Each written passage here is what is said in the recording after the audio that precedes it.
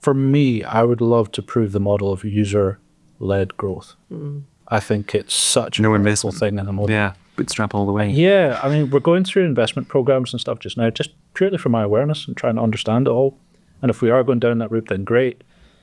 But we're at this we're coming to this junction where you go investment right or not left. And we're just thinking, well, it's slower left, but it's a hell of a lot more exciting.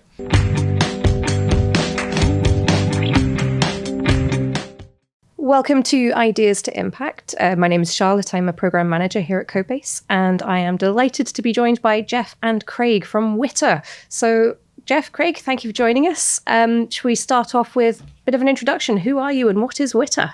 WITR is it's an acronym for Who's in the Room.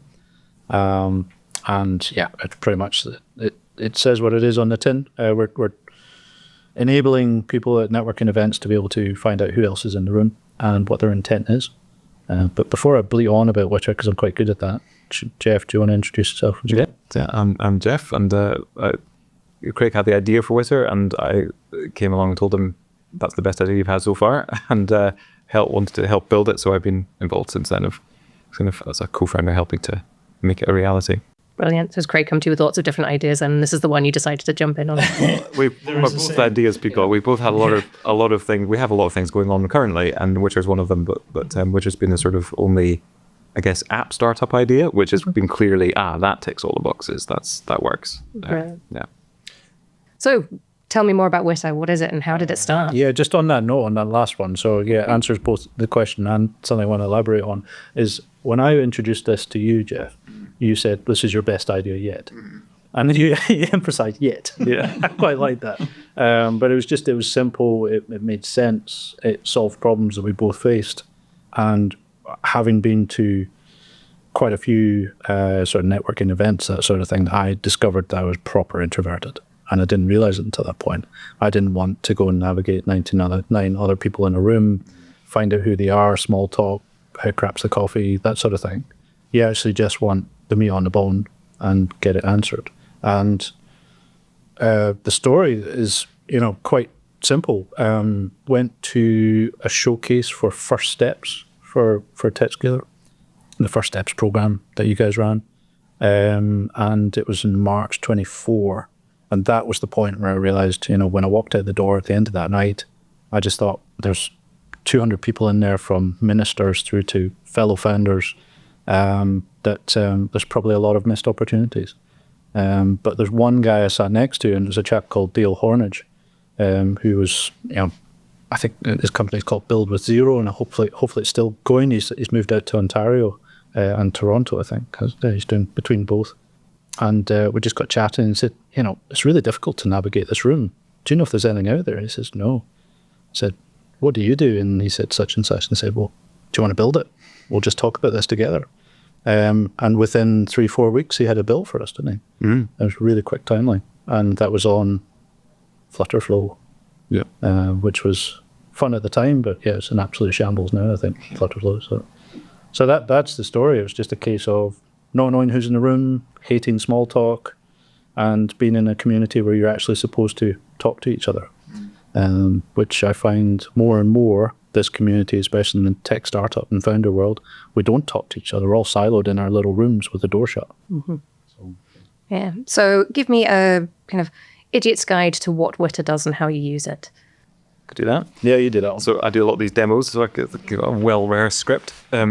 So essentially, the idea is to know who's in the room. So it starts with the event organizer. They set it up, and they decide that they want to have a WITR element. It's like a networking layer at their event. So they very easily set up this event by just putting some basic details into the web app, and they then it generates a QR code, and it's based around the simplicity of a QR code, which is one of the few good things that came out of COVID. Is now that everyone understands what a QR code is and how to use it, whereas before it was quite niche. So as participants in the event come in, quite separate to registration, which is key, because lots of people register for something and don't turn up.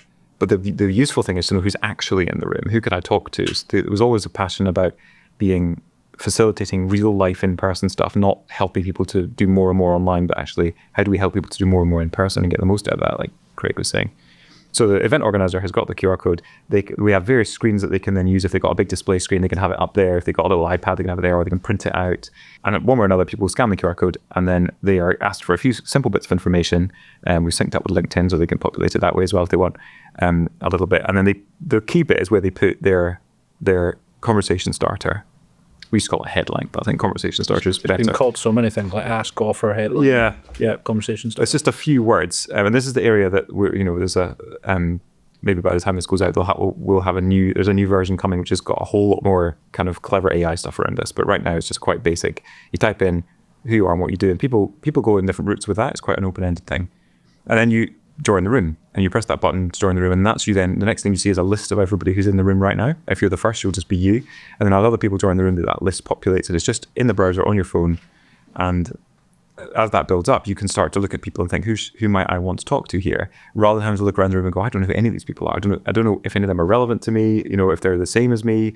But the layer that's coming is the part where all that AI will help you decide who to talk to. But we can talk about more about that later if you want. And then you can mark people as favorites. You can organize it by, recently joined, alphabetical order. If you're looking for a particular person, you can search it. And essentially that was the basic version that we started with, just that. And that helps people see the value in that straight away. But then what's really nice about it is you can then take that list home. You can tap on people's info button and then connect with them on LinkedIn from there, find them on LinkedIn to connect with them. And so it allows you to go home and go, right, who did I not talk to? Oh, wow, I wish I'd talked to them. I'll just connect. I'll go connect with them now. If people shared their contact details, then you could drop them an email or something like that. So it facilitates the ongoing stuff afterwards. But then the last part is that from the start, we decided for this to be useful, it needs to be GDPR compliant. So it's all consent based. You're choosing to join the room. You're not forced into the room because you sign up for the event. This is an extra bit that you choose. But also, we delete the data after 48 hours. So the people have pushed us on that and said, oh, can we not have ours for 10 days or something? And the idea is that it creates some urgency with follow-up, which is the best time to follow up anyway. No one wants to hear from you 10 days later. Yeah. But also it means that when I put my information in to join a room, it's not hanging around anywhere. Unless people have, made their own copy, which is fine. They're entitled to do that. They could have done that by meeting me in person. It's the same thing. But it's not sitting on the WITR servers. It's not sitting anywhere.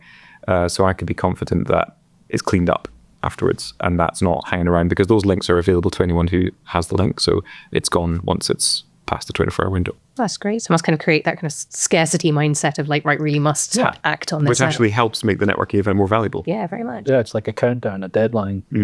Your event finishes at, say, 10 o'clock at night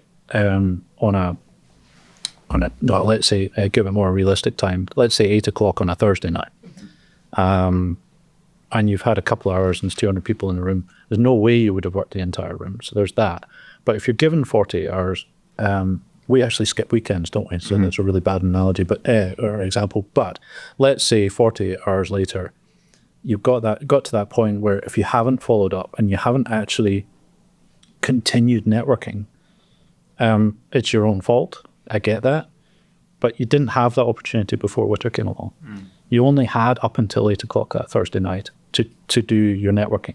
And generally, most networking for me in these sort of environments was a case of go up to the nearest person learn a little bit more about them, and then you might meet their pal, whoever's standing next to them. That's it. That's all you get. Whereas with this, it makes it a lot more efficient. You've got a warm introduction, and you can walk away knowing you've unturned every stone, so to speak. Yeah. The thing about WITR was that's all really helpful if you're an attendee, but our customers are actually event organizers. So yeah, we need, all of a sudden we're like, oh, we've got this awesome thing and attendees really love it. But it wasn't accidental, but it was we had to turn this into some sort of business. It had to become a model that people appreciated. And it was off the back of that first showcase, I spoke to Natalie Hotchkiss and said, are you interested in this idea? And she said, absolutely brilliant, that's great. Let's speak to Kelly, let's speak to such and such. And the team got right behind the idea because all of a sudden they saw that their event scores could go up because there was more attendees that were more engaged, were getting more out of the events. So it actually helped the event organizer. So we started focusing on that and then realized there's a GDPR compliant attendee list, which is live, being generated, which removes the time taken to build that list, which is static, by the event organizer. So you get the attendees to build it for you, as opposed to you building it for them. And that's been the secret sauce since. Yeah, brilliant. So I suppose it must be quite challenging working in that space between kind of events logistics and those people who are going to be your customers, and also building kind of that SaaS product almost. Where have the challenges been in building WITR so far? Boy, yeah. Where do you want to start?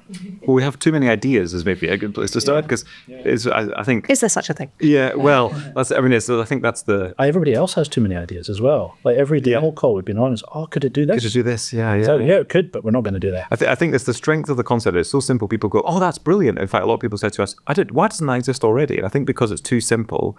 But we've also been given lots of ideas by other people who've said, this has been one of the challenges, who've said, that's great. So here's how you're going to turn that into something that serves these big conferences. That's it. And we're like, yes, but what you're describing is a different product. Like, and I see how that could make millions. Great. But that's a different product. We haven't built that. We've built this, and this serves small events. And I think that's been an interesting challenge, sort of realizing that we need to kind of fight for our market, because the market is the small events, which is maybe why no one's focused on it, because people tend to look for where's the big win that we could do. But we did a conservative estimate, and something like 20,000 small events a day, that could be using this. So you've got, it's not a small market actually, but it's, those sorts of... In theory, that's a bigger market than the bigger conferences, if you think about it. So you've got all these small incremental. Yeah. And what we have done, and the bit of feedback, I don't know if I've ever spoken to you about this, Geoff, but quite a bit of feedback that I get, and maybe you get as well, is we've come in at the right end. So our price point is low. We're not the 10,000, if not more, dollar or pound mark supporter and whatever umbrella type platform. We just come in where you could be a dozen people in a room as a committee, through to 200 people currently, and then once this AI integration comes in, actually AI for good and for people, we can roll out to several hundred, if not thousands, for that matchmaking purpose. So yeah, we've come in from the lower end and supported people that necessarily don't know what it is. It's a low price point. It's a low barrier to just get started. So yeah. So how tempting is it? And obviously, as you're starting out as a business, how difficult is it to balance that customer wants this and it sounds really exciting to no, let's stick with this, even if they're offering you, Depends who they are. In your contact, and we're really delighted to be partnered with a chap called Andrew Charlton of #events, and he is, as far as I'm aware, and you can maybe verify this, Geoff, he is the organizer, the biggest networking event organizer in the UK. And one of, definitely. Yeah, one of anyway. And he is at any one point, any 1 week, three events, as far as I can see. So we partnered with him, but the reason we partnered with him was because he saw us early. I don't know how that introduction started, but he saw us early and said, "Oh, could you build this feature?" And that was the one time we both went, "Yeah, we should do that." Yeah. Instead of, "No, we're not." So that was the thing. The difference was that he's in the space we're exactly trying to help, and he had an idea, and his idea was he owns that domain as well. Or nearly. Yeah. Yeah. So he had an idea for how could this actually help him, and so one of his ideas was a sponsor logo, which is a great idea. So we said, great, we'll look into building that, and we've enhanced it from there. So the idea that if you're the event organizer and you have a paying sponsor who sponsors your event, why not get their logo in WITR? And it's not just up on a screen somewhere; it's actually in people's hands, which is a huge difference. Then we put UTM tracking parameters on the link so that someone can click the logo, and then they can see in their analytics that it came from WITR specifically. So if there's a big enough event, or that's a regular thing, then they're starting to see, all these visits are coming through to my sales page because I'm on the sponsor for that thing. So that that's something where you can monetize WITR a bit more by charging for that feature, but then the event organizer can monetize it. The sponsor can get more coverage and more data, so everybody wins. And and if they're a relevant sponsor for the event, then the attendees get something useful out of it as well by experiencing what the sponsor has to offer. So I like those are the things that we're using as a filter. We'll build it if it's a win-win-win-win all round.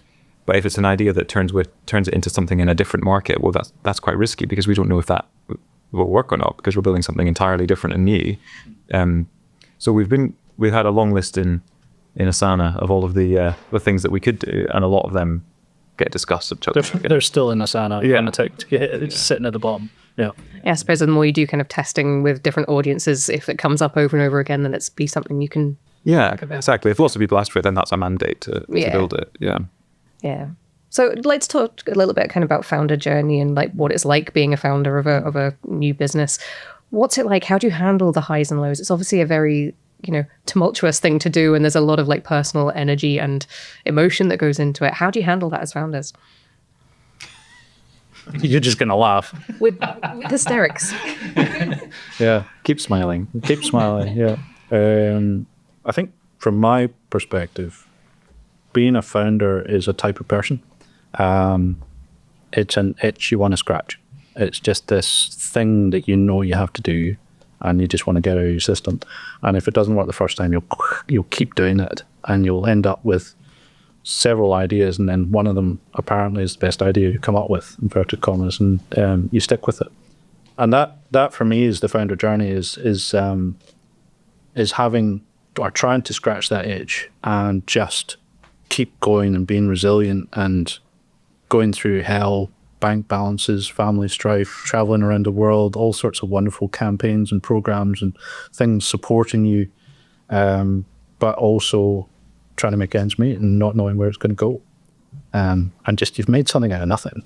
So, there's no path, there's no trajectory, there's no monthly pay. You just have to keep going. Whereas there's some people, and I'm not one of them, that quite happily sit behind the desk 9 to 5 days a week or whatever, or they're 4 days condensed hours or whatever it is. But that's not for me. I can't do one thing. And we've had that conversation many times where you can't do one job. Got to have 7 or 8 jobs in a day and then hit it. It's the definition of an entrepreneur, isn't it? 'Cause it's from the French to start. Yes. So you can't help starting things. Yeah, but also I think the journey is not the same for everybody.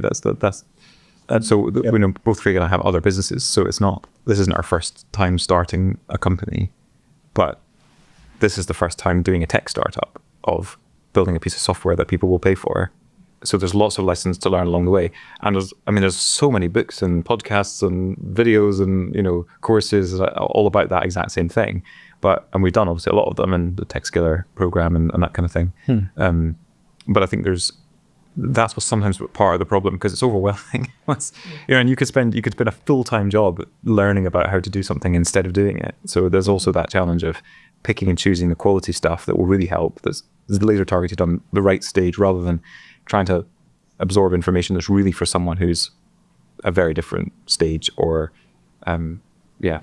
Nice. So it's funny though, we're answering that like we've made it. No, we haven't. But it's not there. No, we're still in the very journey. early So stage. yeah, just to make that very clear to the audience, we haven't made it. Yeah. So yeah, but yeah, it's the journey itself as well, supported by. I'm going to do the whole sponsorship thing later. I can't praise TechScaler enough, and that's me just blowing. It sounds like I'm blowing smoke, but I can't. But the reason I can't is not necessarily all the programs and support. It's actually the community it builds. And you get to meet people that have got some weird and wacky ideas. You see them fail as well, and you just go, actually, that's cool.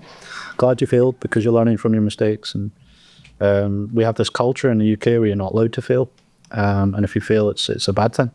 And you know the whole pick yourself up thing, it doesn't even exist here. It's just cover it up. So yeah, it's an interesting journey. It's a good community. It's not as siloed as working at home on your own trying to build something. And also it's got these sort of satellite code bases around the country as well, which you can migrate to and meet new people as well if you get bored of the community that you're part of regionally. So yeah, I've met everybody in that one. I'm going to go to another place. Yeah, I've done the WITR there. I've done the WITR. somewhere else. Going to go to WITR somewhere else. Going to WIT off. I WIT off. I heard that one. Yeah. So, I mean, that's a really nice thing. And I think from a lot of the entrepreneurs that we chat to, kind of that sense of community and feeling like you're not on your own does make a big difference. That mindset of like, okay, other people have been through this. Yeah. And encouragement is so undervalued, I think. So, name drop Mark Sutherland and Narette Ferns, is it? At Inverness Unfiltered, so it's Mark and Narette. Like the encouragement, that's my local Unfiltered, and we've been using WITR there for, early days. I try out some new beta features there sometimes and let them know, do you mind if we just try this thing? It might not work. I've got, I know pretty much everybody there who's regular. It's a really lovely community. Really look forward to seeing everybody there. But to be honest, the sheer encouragement from Mark and the rest has been one of the things that's kept it going, because I know that whatever we bring, even if I bring them something that is a bit of a flop on a small scale, it's not there's no negativity. That could be very different, but it's actually just sheer encouragement, and not in a knowledgeable kind of like, this is a great idea for the X, Y, and Z reasons, or from a technical perspective or anything like that. It's just, keep going. Like, your passion's great, and we love seeing you make a go of it, and that is so life-giving. And if you're in an environment that doesn't have that, then this is a hard journey that may not have any reward at the end of it. So you would just give up. Yeah. So much of it is about kind of like human aspect of it as well. And like, what might be a failure in a kind of a tech product or a feature or an addition may not be on the human aspect. Yeah. But, and you can't forget that humans are kind of the end users of most of it. Exactly. Yes. But the thing about WITR is we built it for that community. Yeah. Yes. So, we weren't green to TechScaler and Codebase. We started, what was it called at the time? Work Photos. No, Fix Live. Yeah. What did we originally call it? Fixer, was it? Or there was lots of names. It was when chatbots came out. That was our first tenancy in Sterling Codebase. And then that got changed several times into all sorts of different things. And now it's called Work Photos, and Craig Parker and Alan Blate are involved in that. Then we got, you had something else. You had another business. Yeah, a digital marketing company. That's I right. was in Sterling Codebase with that. So we were like the early tenants, I suppose, of the Sterling Codebase. And I believe the Sterling Codebase was the first one as well. Outside of here, yeah. Yeah. Well, outside of here, yes. Yeah. No, So there's a reason I went back in time there, is because we understood the community that was being built around TechScaler and Codebase, to the point where then I saw a problem within that community that we tried to fix. So it's about building something that you understand. Mm-hmm. And if anybody asks me, do you have an events background? No, of course I don't. But I do have a networking community. And that's the thing, is it's not an events app, because that's the other thing that one of the things people push us to is, could you build all these things for organizing an event? It's like, well, there's other tools that do that. There's plenty of them. Nobody needs another one. My experience is that I'm a complete introvert and I don't want to talk to anybody. So that's it. Just solve the one problem. And I think it's also interesting that people look at WITR and don't get it, who aren't running a business or part of a community of some kind. They don't go to meetups or networking events, that kind of thing. They don't understand why anyone would need this, which is a great example of product market fit, that once someone's in that market at all, where they gather in a group, they immediately see the attendee list and go, that's brilliant. I'd love to have that. But it doesn't matter that people who aren't in that space look at it and go, that looks like a weird idea. I don't understand that at all. But that's fine. They're not the customers. Yeah. You've been kind of unconsciously doing market research for years. Exactly. Yeah. It was all just in the air. Yeah. Yeah. Yeah. So, I mean, Craig, we met when we first went to Silicon Valley. Was it this calendar year? It was in May. It was in May, because it feels a long time yeah, ago now. It does, yeah. So, what do you want to go again? Yeah, can we? Okay, Should we just go, sack this off and just jump on a flight? Stop the recording. Yeah, so what was Silicon Valley like, and what impact did that have on you as a founder and on WITR as a company? It's eye-opening. So prior to going out, I got some advice from someone who lives out there. Phoned him up, said, what do I need to know before I come out to San Francisco? And he says, play on your Scottish accent. That was the best and first bit of advice I got. And I was like, are you kidding? Come on, is that it? Take your kilt. Yeah, exactly. It's like, take the diplomatic passports across. Everybody will love you. And it's well, what about on merit? Can we talk about something that's actually going to work? And yeah, he basically said, whatever your number is, add a couple more zeros, if not three of them. I said, nah, come on, go away. Said, yeah. If you're looking for investment, which we weren't at the time, and I don't even know if we still are, we probably are, who knows, we need to have that conversation again. But at the time, it was just like, well, okay, we'll ask for 5 million, see what happens. It's just like some weird number, just pull out the air. That's the expectation I was given prior to going out. And then as soon as I arrived, I said, I'm not looking for investment. I'm looking for customers here. We got to hustle, because San Francisco is the one and only nucleus on the planet, I believe, of startups and founders making investment and those who have taken risks and really grown. All you need to do is walk along the sort of central streets and whatnot and look up. And these skyscrapers are built on risk. And you realize that, this is where you take a punt. So out there, to answer your question, the attitude to everything was a lot more positive. It was a yes before it was a no. It was a hell yeah, or it was a no chance. But at the end of the conversation, every conversation, it was a case of, but you know what? You should speak to that guy or that woman and just say, I've recommended you. And that's how it worked out there. Whereas here, it's not so much the case. You have to ask, you have to sort of navigate and tweak and conversations. So yeah, there was a positive mindset. Everything's a lot quicker. You go and meet as many prospects as you possibly can. You get pretty much all yeses. And I suppose that's our next step, is to roll out over there again. Because, it's just a lot quicker. Yeah, it was used to talking about risk as well, and it's like you're a failure if you haven't failed over there. Whereas, that's it, exactly. That was one of the first questions I got asked by, I can't remember the name of the lady, but she was an investor, and she said, "What have you failed at?" That was the first question. I said, "Oh, I've never been asked that before." I was like, "Can I give you a list?" And that was quite refreshing, actually. Yeah, bang on. Yeah. Yeah. And Geoff, how was it for you not being out in Silicon Valley? Did Craig feedback any nuggets of wisdom? There was lots of great feedback coming back. Yeah, of. But you could tell. I mean, I could tell the energy was infectious because you were, coming up with ideas and sort of, thinking bigger, I guess. Because, rewriting the pitch deck at 3 a.m. Yeah, 3 a.m. should I say? And sending it across for you to proofread, and you're like, what? Wait, what? Yeah. Why are you asking for that? Yeah. Well, because the thing is, I don't think like you read the stories of startups, like the similar things, little products that someone built where there's nothing particularly clever about it from a technology point of view, but they've just taken off, and but often it's because of a conversation or a first big into a part of the market or that kind of thing, and so I think one thing that Silicon Valley led to thinking even more of is that we just want to be open-minded about what might happen next, rather than having a plan. I mean, in traditional business, which I run one of, you have a business plan, and that's a very sensible thing to do. And you have a plan, and you have projections, and you work the plan, and you make decisions based on that. But the startup world's a bit bonkers, and I don't think you should make too much of a plan, because things come up out of nowhere. The technology landscape's shifting all the time. And you might not be then agile enough to grab an opportunity when it comes, but if you are agile enough, the opportunity can come and you can say, well, we can do that, and we can have that with you. We can build that new thing and have it live next week, that sort of option. Whereas if it's not on your plan, then you might not be able to respond. Having a plan and being able to screw it up and right behind you and go, right, exactly. We're going somewhere else now. Which is a different type of business, actually. Yeah. So it's been fascinating running two different kinds at the same time and just seeing the how they could feed into each other. Yeah, brilliant. So what changes do you think you have made since you've come back then from Silicon Valley?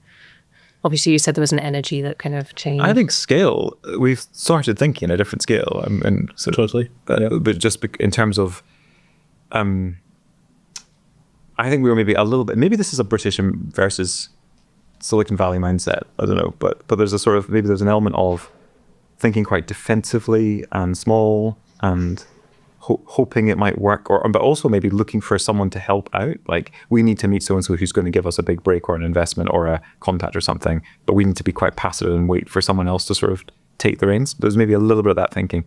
And I think Silicon Valley probably helped us shake that up a bit, and so we could let the dust settle and realize, look, there's no actual practical reason why this couldn't be used by 20,000 events a month or whatever. And so what would it need to look like to do that? Could we do that? And also hustling a bit more in terms of we don't have to have all of our ducks in a row. We can release stuff, we can get it out there, stuff can break, it's okay, fix it, move on, and that be better than having too much of a safety-minded kind of go cautiously mindset, which is more suited to normal traditional business and less to a startup. So I think we probably caught the bug a bit. Yeah, I did, because of the mindset out there, the appreciation for what WITR did. So we ran 2 WITR events out there. So our first ever US WITR event was in the co-working space that we were using. And it was fantastic to see everybody use it because they could actually get to the point quicker. And that is the attitude out there, is just get to the point. Tell me the answer to the question I need to know. Whereas, here, like you said, it's a lot more reserved. It takes a long time. To acquire a new customer for WITR, it takes several emails, a demo call, and maybe there has to be a referral or something, which is all very good because that's what you expect in the UK. Whereas out there, it just seems like, yeah, we'll use it. Okay, cool. What do I do next? I've forgotten, sort of thing. It was too quick, almost, that response. So yeah, to see people using that and getting a response from it straight away, it was testing it. It was good market research from the point of view of attendees as well, because the Silicon Valley thing of it's like get to the point, as you say, and like we don't need much small talk here. We can just snap straight to what's important to talk about. And we had some follow up video calls afterwards where I was like, oh, this is great. People are just straight into action. Whereas there's a lot, we have a strong tradition of small talk. We must talk about the weather before we talk about anything else and that kind of thing. So that in a networking event is friction. It slows everything down, but it would be rude to just barge around saying, "Are you interested in talking about?" No, okay, I'm going to move on. So you just it would be very uncomfortable, and that would be a bad thing. But you made just realize that you could the WITR layer sort of allows that same thing to happen in a culture where it's not normal to be a lot more blunt with people. Because you can just sit there quietly in the corner looking at your phone and go, I'm going to talk to those 3 people. And then you go find them in the room, have a good conversation, including the weather. But you don't mind because you've already pinpointed your valuable sort of people to talk to, rather than thinking, I need to get away from this conversation, but I can't be rude. Yeah. It definitely was a thing being out there. And like, if people weren't interested, like, great, nice to meet you. Yeah. And off they go. Good. I kind of like that. Because again, it's that introvert thing of like, I don't have to try and make conversation with you. You've got a minimum social battery and it's draining, and you're thinking, I haven't had much value from this yet, and I'm running out of energy to talk to more people. I think one of the sort of things I've taken away from Silicon Valley as well and come back with is you go out with a cohort, and that's all very well and good because you're a team, you're not necessarily competitors, everybody knows what each other's doing. What was there, a dozen or something? Yeah, I think it was 13 of you in total. Oh, that's lucky. Cool. You know what the other 12 founders are doing. So if you bump into someone or someone bumps into someone that's doing events or has a co-working space or whatever, they say, you need to speak to Craig. So you've all of a sudden got a team of 13 people working with you. And that was really cool. So bringing that back here, I'm still in touch with half of that cohort, I would say. And we still support each other and got this idea, what do you think? No, it's terrible, carry on sort of thing. Yeah. So yeah, if anything, a trip is a way of bonding with a group of people to then use them and reciprocate as well. Yeah, in the nicest possible way, use them. Yeah. Oh, well, that's it. You've got to use people in business, don't you? That's the whole point. Yeah.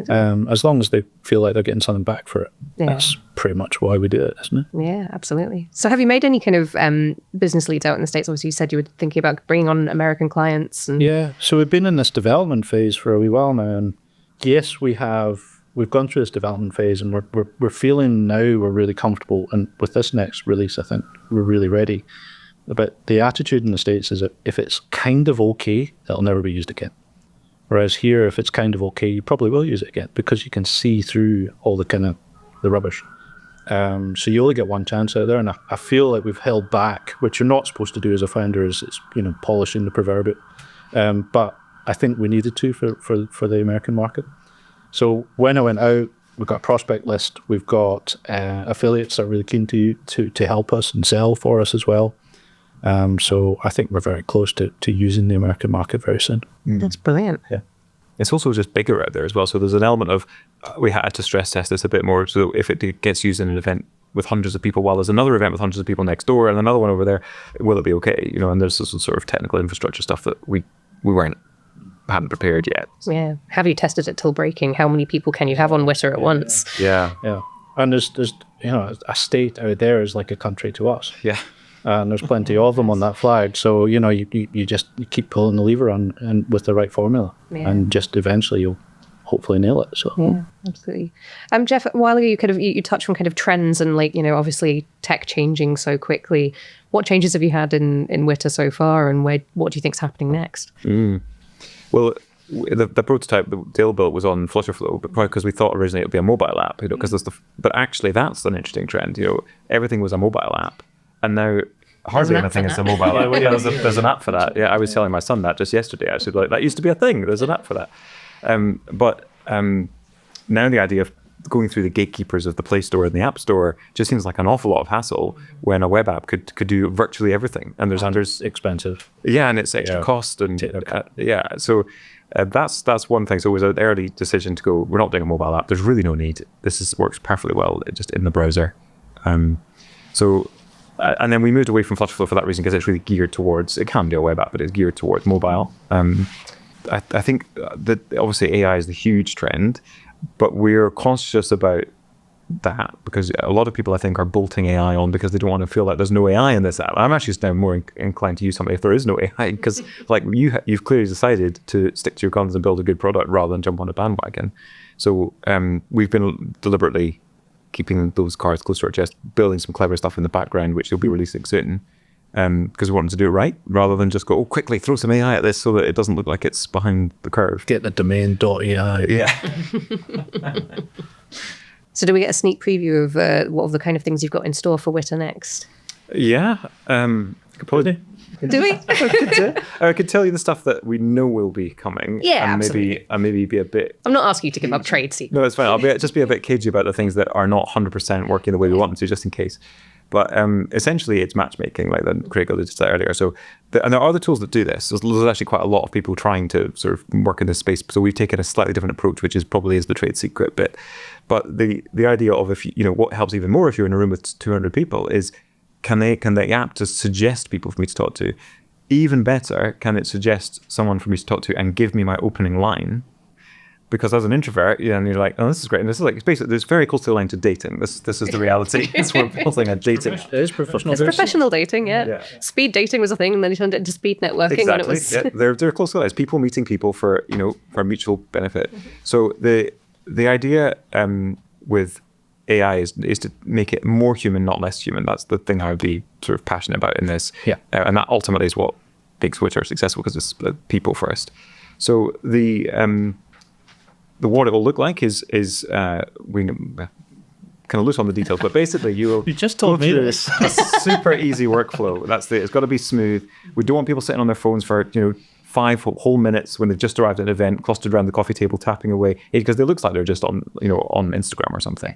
So it's got to be quick and smooth. So we've got various little hacks that make that better, and then the app then has the ability to go populate information about you. So more to come on that, but then there's an engine in the background that's doing some clever matching, more than like answer these 3 questions, then we'll match up people who should talk based on those 3 questions. But there's a whole other layer of useful data being used to match people up.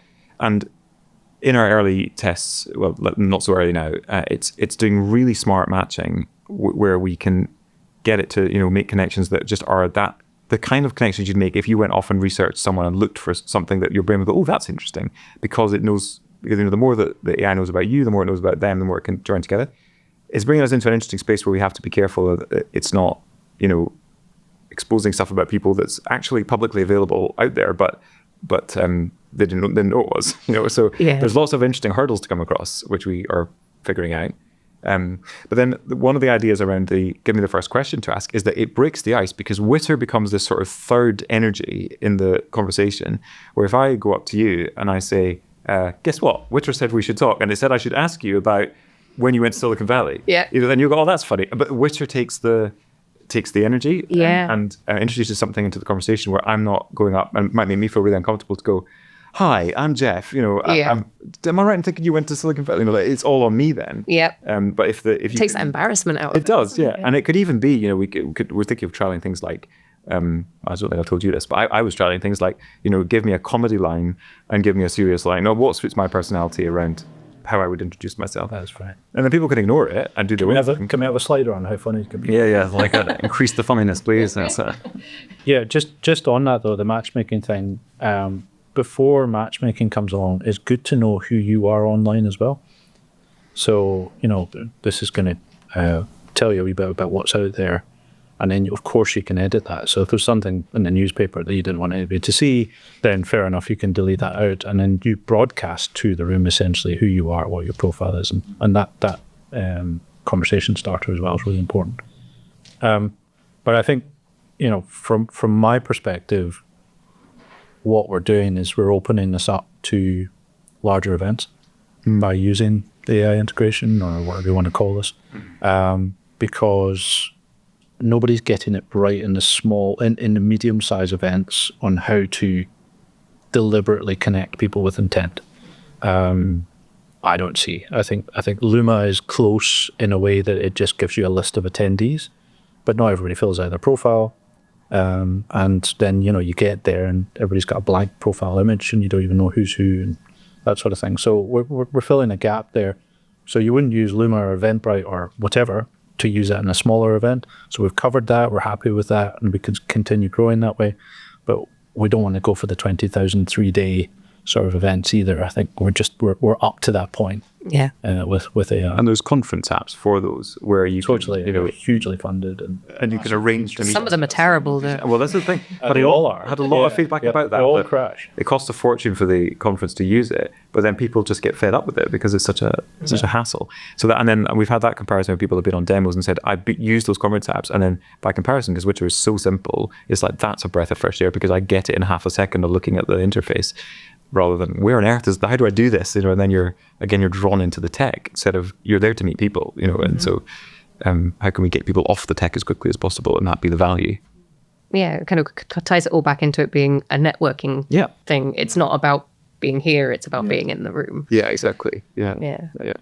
So magical genie turns up and grants WITR one magical wish for the next 5 years. What's it going to be? Next 5 years. I think for me, I would love to prove the model of user-led growth. I think it's such a wonderful thing in the moment. Yeah, bootstrap all the way. Yeah, I mean, we're going through investment programs and stuff just now, just purely for my awareness and trying to understand it all. And if we are going down that route, then great. But we're at this we're coming to this junction where you go investment right or not left. And we're just thinking, well, it's slower left, but it's a hell of a lot more exciting. So yeah, there's that. I would love to see this user-led growth idea coming because it is a networking tool. It's got the old cliche network effect, let's call it, which we're not allowed to say anymore for some reason. But if you think about what we've built, we've got 50 to 100 people in a room. There might be 1 or 2 people in there that are prospective customers for WITR as well. And then the other 98 are potential affiliates of WITR. So they could go and sell to someone that they know that they love going to networking events or an event with a networking component. So that's what we want to do is try and grow on the community that we're building with intent, who we're helping connect with each other. And we're seeing founders meet co-founders, and we're seeing investors meet founders, and vice versa. We're seeing all these connections being made, which we can't measure, but it's very it's closer to being measured than any other tool out there from an analytics standpoint. But yeah, this user-led growth is something we need to focus on because it's something that is of interest, I think. I think you could probably say, I guess that the genie's wish would be, could I have a fully populated working affiliate network? Just if there's affiliates driving growth because they care about it and they're just the right people. Community doing it. Then off it goes. And then when there's lots of users, there's money coming in that can justify building features faster and making it more robust and better for everyone and scale it up. Yeah. So have you got any kind of those, you mentioned kind of the connections that are hard to measure. Have you got any kind of nice case studies where people have gone to you and said, I met this person and I've done this because of your app?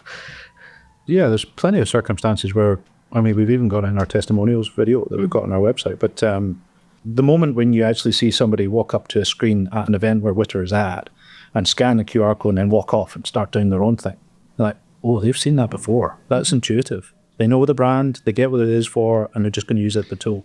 That's the moment, as opposed to answering your question properly there. Although we can answer that as well, because that's been lovely to see for WITR, but there's also, I could say the exact same thing. Someone goes up and scans the thing, looks at the thing and goes, and you feel, I don't know who it is that we're looking at, but on the list, going, oh, and then they look around the room and go, there they are, and off they go and talk to them, and WITR did that, like that. I don't know what came with the conversation, because we're not in the conversation that happens afterwards. But and that's whole parcel of WITR as well is to not know what's going on. It's still private. Your details are all deleted, as Geoff said earlier, after 48 hours. Yeah. You're left to your own devices. It's as if the doors have been closed at the end of an event. However, we've just digitized or extended that networking period of time. There's been opportunities to monetize in other ways if we didn't do that. Like the data itself could be valuable, and that's been his deliberate decisions. Like, well, we won't monetize in that direction because I think that's a thing that it's a hill we're happy to die on. That people want to be comfortable that their data is not being used, and I think that's a trend as well, isn't it? That more and more people are using privacy browsers and things like that. They just don't want to be tracked. They don't want their data to sit around forever. Built it themselves out of it, didn't they? Yeah, it works. So I think that will be a good direction. And then I don't mind looking back if it went really big and we look back and go, all the money we left on the table, as it were, and all the data that could have been useful, I'm actually really glad that it doesn't exist anymore, because we protected people from that kind of harvest your data kind of monetization approach. I'm going to touch on the data thing as well, and go back to kind of US markets, because obviously GDPR isn't a thing over there. So the deletion of data within 48 hours won't be a selling feature as much. So how do you adapt your... So GDPR is very much in the States now. It is, and it's growing strong, and people are getting right behind it. It's a bit like that bandwagon that we jumped on, terrified of this fine, the ICO, or is it ICO? ICO would put on you. But I think more and more that privacy compliance is coming through, in the States, as it is here. It's just we've been a little bit more advanced, I suppose, and picking out, whereas it's been quite reticent out there, because that's how people market out there. That's how they make money. They track your details and know what you're talking about. However, we could talk about something stupid right now, like blue glasses of water, which we've got right in front of us, and in about a day's time I'll get an advert for blue glasses, undoubtedly. But yeah, the GDPR is very much in San Francisco, but I don't know if it's spreading much further. It is a trend, though. I think that's what we're saying. Yeah, that's definitely, there's a whole market of apps and browsers and VPNs and whatever that people are using specifically because they don't want their data around. That isn't mainstream, perhaps, but it's a bigger, growing area. And it's also an industry that makes a lot of money as well. Yeah, so I guess we can be more aligned with that while also, And at the end of the day, we can produce a feature where people can optionally extend the time before the data is deleted, as long as it doesn't live around forever. There's probably would be a hard limit on that. It's already, as you said, we don't include weekends. That was because it tends to be more business sort of focused things that happen on it. So it's 40 hours in within working days. Exclusive weekends, yeah. That's very easy to explain. It's hard to do working days and hours, yeah. Yeah, it is. Yeah. If you've got an event on a Friday night, it doesn't delete on Sunday night. It's Tuesday night. Yeah. Makes sense. So I guess what kind of advice would you give to founders who are kind of considering entering this kind of world where like users are unpredictable and you don't really know what's going to happen? Because obviously you're really concentrated on that kind of person-led growth. What would you say to people who are considering doing something within that kind of maybe event space? I've got an answer for that, and know you're going to fail at whatever your idea is. Absolutely know it, because every idea you come up with, you think it's like, this is the best idea ever. Like I came up with a few. In fact, the reason I came into that end of year event was for a marketplace for professional outdoor guides, which is a complete tangent from what we're building now. And I just realized all of a sudden, and we even went to Scottish Edge into the final with it. And then just went, that's not going to work. We'll just stop there. We'll just do WITR instead. We kind of benched that, and now it's just dissipated. But whatever you start up, 90% of it in your head has to be build this to fail and fail as fast as you can. But don't stop as well in case it does stick. So I suppose the advice is, just don't put all your eggs in one basket, maybe. Yep. And alongside that, sort of parallel to that is talk to your customers. So we've done lots of demos with people from very early stages and had that constant reaction of, oh, that makes a lot of sense. Oh, that's great. Oh, yeah, I get it. But I think almost everyone used the phrase, oh, I get that, or some variation of that phrase after about a minute of just seeing it. Yeah, just walk away and get it. So that would product market fit. But you don't know that unless I think it's sort of backwards to start with an idea. You usually start with a need in the market and then think, how do we solve this? But as it turns out, that kind of happened dynamically in the background. I mean, you were in the need. To validate that, we were lucky. So we went to Chamber of Commerce and obviously TechScaler as well before we built this, and both on different occasions had said, just send us an invoice before we even build it, because they were almost bankrolling this build, the build itself, which was a beta version, which I was using the subcontract, which I've met at their event sort of thing. So, or your event, should I say. that was a moment as well. Actually, I suppose if anything is being asked if the customer could pay before you can even show them something, that tells you it's validated. Yeah, I think that's it. Don't be afraid to be to bill, because I think again it's a different in every industry, in every niche that there is, but the idea of sort of freemium, I think, has had its day. I think that the idea that everything should be free, and then it sort of works, but then you look at something like, I think it was Slack that was valued at $1 billion and never made a profit, things like that. And just think as a traditional business owner, I'm like, that's mad, like, because you actually could have made money. It's just you just made a different decision early on. If you're creating something that's valuable in the world, people will pay for it. So I think that was I remember we had lots of discussions around that, because there's a gravitational pull towards it must be free because you must get millions of users, but actually you could get a few hundred users and make money. So, which is surely that's better, And sometimes like a small cost makes people value something more, exactly, because they've put that kind of commitment into it. Yeah, right. Yeah. And if you're giving them value, it's odd that you wouldn't charge them money for it. That's how the marketplace works. And there are situations where it does make sense, but there's the whole thing about, if you're not paying for the product, then you are the product. And so that's where kind of like, we don't really like that. And I think that's, I think there's a huge element in, recommending anybody thinking about starting a business or becoming a founder is people buy from people. So, that's the basis of WITR as well, is you're making a warm introduction. It's giving people a better opportunity to actually understand who that person is as a human being and what they're building at the same time. So if you can come across as, you don't need to be personable, you don't need to be extroverted, you don't need to be their perfect match. You just need to be actually who you are to them. They'll go, okay, I get you. And I trust you, or I believe in the product you're building. Yeah. Brilliant. So kind of coming towards the end now, I guess I want to give you a chance to kind of shout out WITR a bit more. So if people want to find out more about WITR or get in touch with you or bring you into their event, how do they do that?